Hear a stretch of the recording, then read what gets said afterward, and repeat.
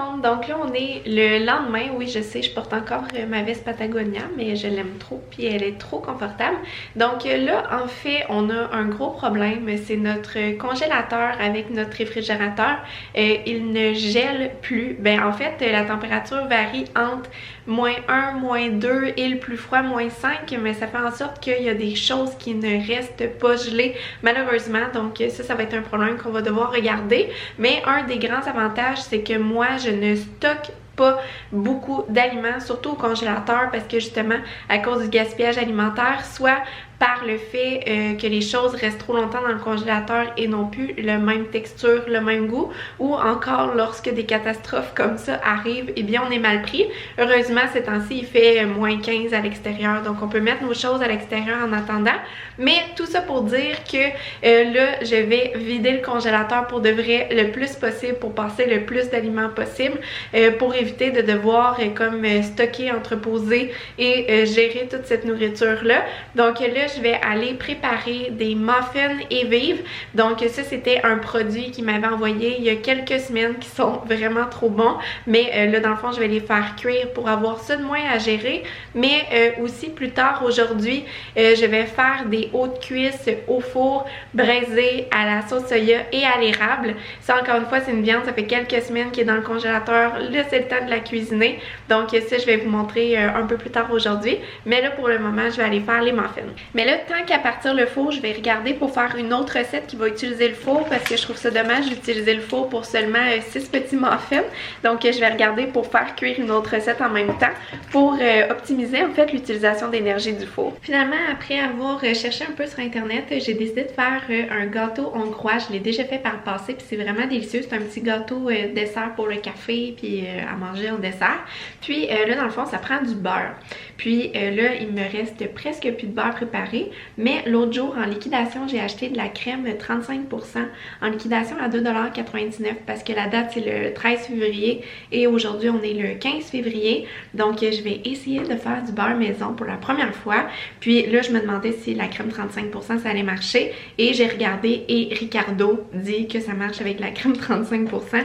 Donc je vais essayer. Comme quoi des fois en fouillant en trouvant des plans B on peut trouver les ingrédients dans notre frigo. Il suffit d'un petit peu plus de temps et d'organisation. Faire du beurre maison, c'est vraiment toute une expérience, mais j'avais vraiment hâte d'essayer d'en faire pour une première fois à la maison à partir de crème fraîche.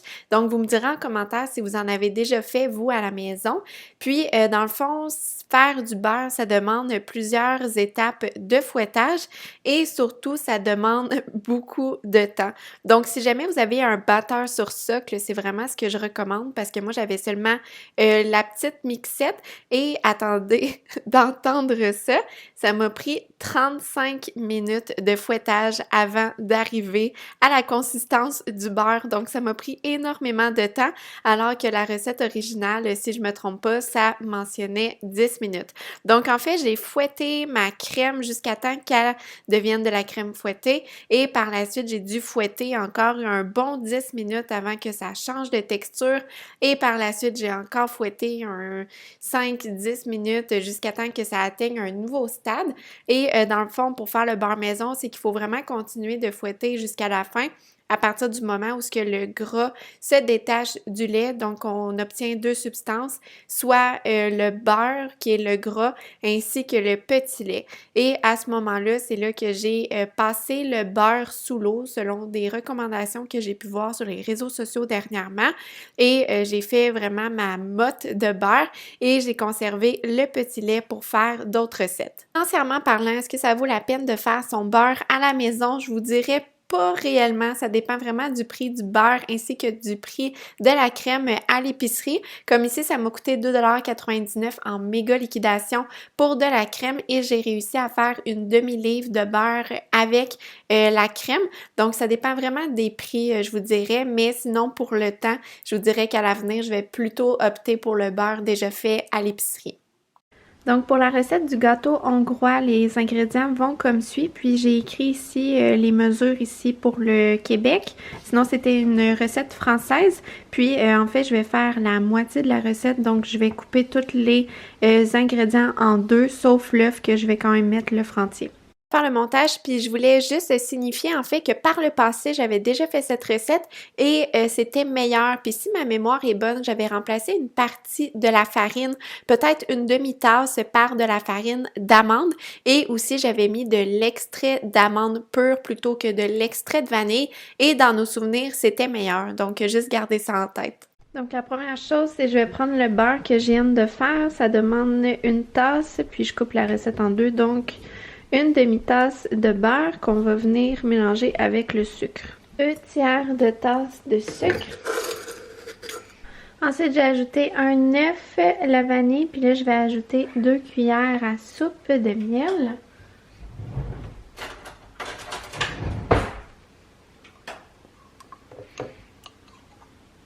Donc ensuite, la recette demande une tasse de lait. Puis là, ici, je vais venir réutiliser le petit lait que j'ai eu du beurre. Et je coupe la recette en moitié, donc ça va être une demi. Ensuite, je vais venir ajouter environ une tasse et demie de farine au mélange. Sans oublier une cuillère à thé de poudre à pâte. Ou de levure chimique pour les Françaises. J'ai mis la pâte dans un moule beurré et j'ai mis le tout au four à 350 pendant une vingtaine de minutes. Le gâteau est prêt, on a même déjà mangé un petit bout, on pouvait pas s'empêcher, mais la texture est vraiment magnifique. Puis là, je vais vous montrer comment je fais le glaçage. Donc, pour le glaçage, qu'est-ce que je fais? Encore une fois, j'utilise le chocolat que j'ai sous la main. Puis là, dans le fond, j'ai plein de chocolat de Noël, en fait, que je vais essayer de passer un peu avec des petits chocolats noirs. Puis dans le fond, ça va faire un bon glaçage mi-chocolat noir, mi-chocolat au lait. Donc, ça va être intéressant comme mélange. J'ai fait fondre le tout au bain-marie.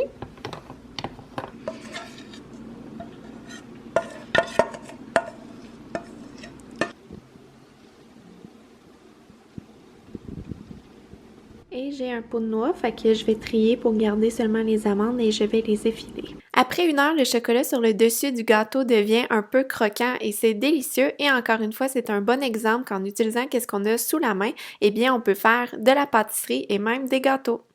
Donc là, c'est le soir, c'était quand même une grosse après-midi de travail. Donc là, il est presque 19h. Je viens tout juste d'arrêter de travailler sur mon ordinateur. Puis là, je vais commencer à préparer le souper. Donc, comme je vous ai dit, j'avais un paquet de hautes cuisses au poulet au congélateur. Notre congélateur est brisé, je dois les cuisiner. Donc, je crois qu'il y en a 6 dans le paquet. Puis là, j'ai trouvé une recette sur Internet de 3 fois par jour. C'est des hautes cuisses braisées à la sauce soya et à l'érable. Donc, je vais préparer ça. Ça a l'air super simple. Tout simplement de mettre tout ça dans un plat, hop au four, puis ça va être prêt. Fait que on y va. Donc la recette est juste ici, je vais vous la mettre dans la description sous cette vidéo. Essentiellement, ça prend des cuisses de poulet, de l'eau, du beurre sauce soya, sirop d'érable, citron, flocons de piment chili et des choux de Bruxelles. J'ai pas de choux de Bruxelles, donc on va regarder pour faire autrement. Puis là, encore une fois, vu que j'ai seulement 6 os de cuisse, la recette en demande 12. Je vais diviser tous les ingrédients en 2. C'est vraiment une pratique que j'aime faire, couper les recettes en 2. Souvent, j'ai moins d'ingrédients, ce qui me permet de faire de moins grandes portions. Pour commencer, je vais mettre une cuillère à soupe du beurre que j'ai fait plus tôt aujourd'hui. 1/8 de tasse de sauce soya. Une cuillère à soupe de sirop d'érable. 1/4 de tasse d'eau.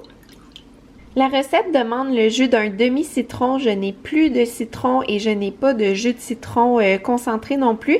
Donc là, j'ai une orange dans le fond de mon frigo. Donc, je vais presser la moitié du jus. Je vais presser le jus de la moitié d'une orange plutôt pour avoir le petit goût d'agrumes. Puis souvent dans les recettes asiatiques, poulet à l'orange et ainsi de suite, c'est des oranges qu'on utilise. Donc, ça va faire une bonne petite variante intéressante.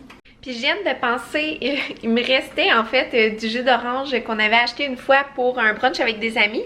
Puis ça aurait été plus futé en fait d'utiliser le jus d'orange qui nous reste plutôt que d'utiliser une orange fraîche. Mais bon, ça va faire pareil.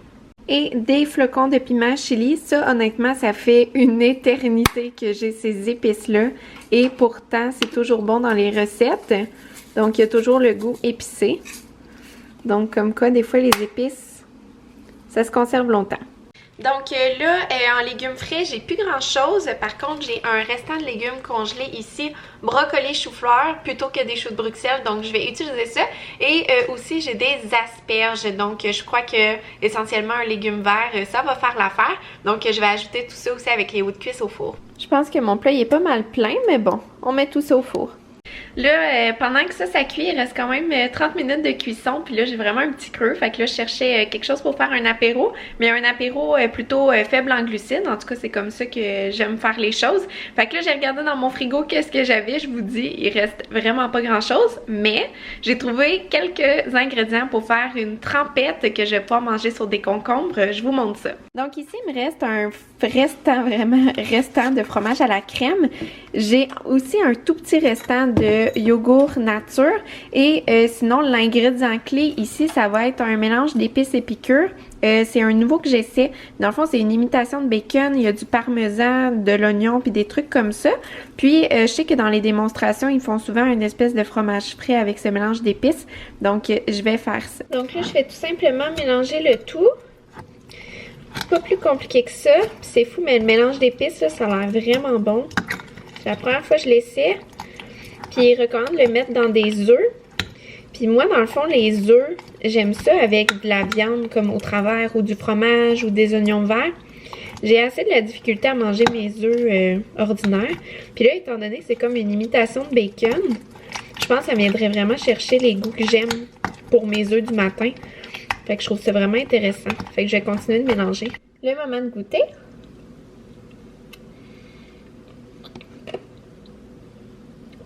Vraiment bon. Délicieux. Et voilà la petite collation. Pas de haute cuisse de poulet au four. Moi, personnellement, ça n'a pas été un coup de cœur. Par contre, mon conjoint a adoré. Donc, ça dépend vraiment des goûts ici. Mais je voulais quand même vous partager mon processus créatif en cuisine. Comment je fais, en fait, pour m'adapter selon les ingrédients que j'ai sous la main. Allô tout le monde, encore moi. Donc ce matin j'ai décidé de faire un gâteau à partir de ce yogourt là. En fait c'est un yogourt que j'avais reçu gratuitement à l'épicerie avec les vendredis gratuits. Puis en fait c'est un yogourt qui est sucré puis moi malheureusement je mange plus vraiment les yogourts sucrés. Je mange vraiment les yogourts nature, c'est mes préférés. Puis là dans le fond ça fait une semaine que le yogourt est passé date mais il est bon quand même. Mais là je voulais justement le cuisiner pour le passer pour éviter que ça se gaspille. Donc qu'est-ce que j'ai fait, c'est que je suis allée sur internet et j'ai tapé gâteau au yogourt parce que j'avais vraiment envie comme d'un petit gâteau comme ça pour manger pour le goûter ou comme dessert et ainsi de suite. Donc j'ai écrit sur internet gâteau au yogourt, puis là j'ai vraiment une recette super facile à faire, j'ai tous les ingrédients sous la main et surtout je vais pouvoir passer une grande quantité de yogourt que j'ai, donc je vous montre ça. Donc la recette est ici, c'est sur le site 5 ingrédients 15 minutes, gâteau au yogourt et à l'érable, mais là étant donné que moi l'ingrédient que j'ai c'est du yogourt avec une saveur puis qu'il y a du sucre ajouté, moi je mettrai probablement pas de sirop d'érable ou du moins beaucoup moins étant donné que j'ai déjà beaucoup de sucre dans mon yogourt. Donc tu sais ça demande pas grand chose, farine, yogourt, des œufs, sirop d'érable et du beurre, j'ai tout ça sous la main et surtout c'est super facile à faire, il n'y a pas beaucoup d'étapes donc je vous montre tout ça. Encore moi, donc en faisant le montage, je me suis rendu compte que je me suis trompée en faisant la recette. En fait, j'avais lu que ça demandait du yogourt nature alors que ça demandait du yogourt à la vanille. Donc dans la recette de base, ça demandait un yogourt qui était déjà sucré et moi dans la recette, j'ai mis, lorsque je l'ai faite, j'ai mis la moitié du sirop d'érable que ça demandait et je trouvais que ça manquait un peu de sucre. Donc pour celle-ci, je vous recommande de suivre la recette telle quelle. Une autre astuce que je fais concernant le beurre, comme là ça demande une demi-tasse de beurre, puis j'ai deux petits restants de beurre ici, puis ça fera pas une demi-tasse. Puis souvent dans les recettes, je fais moitié-moitié avec de la margarine, puis ça permet vraiment de réduire le coût de la recette, puis souvent ça apporte vraiment une texture intéressante. Tout particulièrement pour les pâtes brisées, je les trouve vraiment meilleures, moitié margarine, moitié beurre. Donc ça, c'est une autre astuce que je fais pour réduire les coûts concernant les recettes que je fais. Donc là, j'ai mis mes 3 œufs, mon 3/4 de tasse de yogourt à l'ananas. J'ai mis ma demi-tasse de beurre et j'ai mis 1/4 de tasse de sirop d'érable.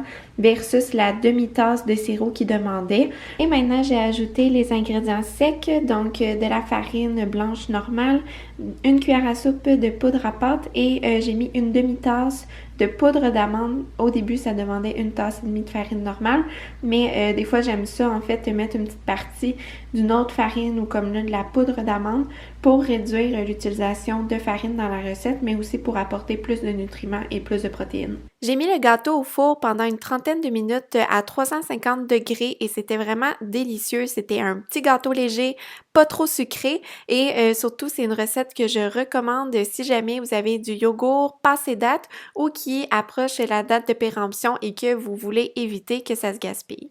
Donc voilà, c'était quelques-unes des recettes que j'ai fait cette semaine en utilisant qu'est-ce que j'avais déjà sous la main. Donc moi, ma devise, c'est vraiment de faire plus avec moins, d'utiliser qu'est-ce que j'ai déjà sous la main afin d'éviter le gaspillage alimentaire, mais surtout afin de réduire ma facture d'épicerie toutes les semaines.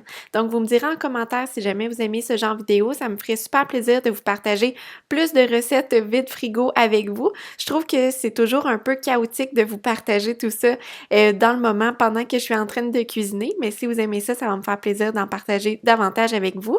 Donc, merci beaucoup tout le monde d'avoir regardé cette vidéo. N'oubliez pas de cliquer j'aime si vous l'avez appréciée et on se retrouve la semaine prochaine dans une nouvelle vidéo. Bye tout le monde!